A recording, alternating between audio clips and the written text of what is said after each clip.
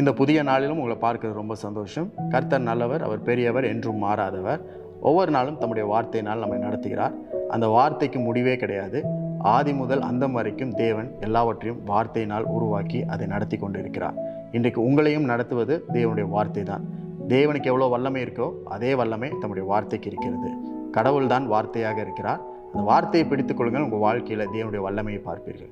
எசேக்கியேல் 3ஆம் அதிகாரம் 3ஆம் வசனத்தில் இப்படி படிக்கிறோம். மனுபுத்திரனே, நான் உனக்கு கொடுக்கிற இந்த சுருளை நீ உன் வயிற்றிலே உட்கொண்டு அதனால் உன் குடல்களை நிரப்புவாயாக என்றார்.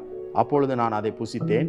அது என் வாய்க்கு தேனை போல் தித்திப்பாய் இருந்தது. ஒரு புதிய உணவினுடைய ருசியை அறிவதற்கு அந்த உணவை புசித்தால் தான் ருசி அறிய முடியும். அன்ஃபெமிலியர் டேஸ்ட் எல்லாம் எப்போ நமக்கு ஃபெமிலியர் ஆகும்னா, புதிய புதிய உணவுகளை நாம் சாப்பிடும் பொழுது தான் இதுவரைக்கும் பழக்கமில்லாத ருசிகளை நம்ம அறிய முடியும்.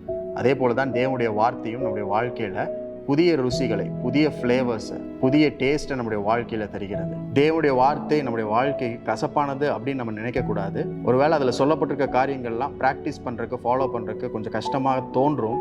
ஆனால் நீங்கள் அதை ப்ராக்டிஸ் செய்யும் பொழுது, அதை உட்கொள்ளும் பொழுது, அதை புசிக்கும் பொழுது, சாப்பிடும் பொழுது, ருசிக்கும் பொழுது அதில் இருக்கிற சுவையை நீங்கள் அறிந்து கொள்ள முடியும். அது தேனை போல தித்திப்பாய் இருக்கிறது. இனிப்பான காரியங்களை, சுவை நிறைந்த காரியங்களை உங்கள் வாழ்க்கையில் கொண்டு வருகிறதே தேவனுடைய வார்த்தை தான். அந்த வார்த்தையை நம்ம சாப்பிட வேண்டும். அது மட்டும் இல்லை, நம்முடைய வயிற்றையும் குடலையும் தேவனுடைய வார்த்தையினால் நிரப்ப வேண்டும். இப்போ ஜென்ரலாக நம்முடைய சரீரத்தை எடுத்துட்டிங்கன்னா, நம்ம சாப்பிட்ற எல்லாமே வயிற்றில் போய் ஸ்டோர் ஆகி கொஞ்சம் நேரத்தில் அது எனர்ஜியாக கன்வெர்ட் ஆகும். நல்ல உணவை சாப்பிட்டோன்னா நல்ல எனர்ஜியாக கன்வெர்ட் ஆகும். கெட்ட உணவை சாப்பிடும்போது அது கொலஸ்ட்ராலாக மாறும், இல்லை கெட்ட எனர்ஜி நம்மளுக்குள்ளே உருவாகும். அதே போல தான் நம்ம எதை உட்கொள்ளுகிறோமோ அதுதான் நம்முடைய வாழ்க்கையில் சக்தியாய் மாறுகிறது. தேவனுடைய வார்த்தையை உட்கொள்ளும் பொழுது நல்ல சக்தியாக அது மாறுகிறது.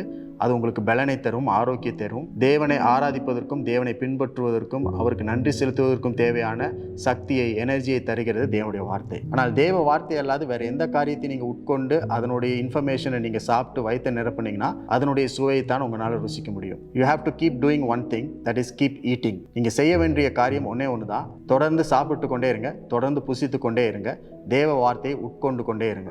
தேவனுடைய வார்த்தையினால் உங்களுடைய வயிற்றை நிரப்புங்கள். அது உங்கள் வாழ்க்கைக்கு தேவையான பலனை, சக்தியை அது தரும். இன்றைக்கும் கர்த்தருடைய வார்த்தை உங்களுக்கு அதிகமாக கொடுக்கப்பட்டிருக்கிறது. அந்த வார்த்தையை தொடர்ந்து சாப்பிட்டு கொண்டே இருங்க. அதில் இருக்கிற ருசியை அறிந்து கொள்ளுங்கள். புசித்தால் தான் ருசி அறிய முடியும். இன்றைக்கும் தேவனுடைய வார்த்தையை புசிப்பதற்கும், ருசியை அறிவதற்கும், கர்த்தர் நல்லவர் என்பதை ருசித்து பார்ப்பதற்கு ஒரு நல்ல நாள் ஆண்டவர் கொடுத்திருக்கிறார். அதற்காக ஆண்டவருக்கு நன்றி செலுத்துங்க.